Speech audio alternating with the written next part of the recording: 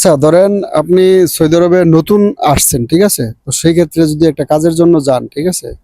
তো আপনি গেলে প্রথমে দেখা গেছে হয়তো সালাম টালাম দিল, দেওয়ার পরে আপনার জিজ্ঞাসা করলো যে তোমার আকামার মেয়াদ আর কয়দিন বাকি আছে।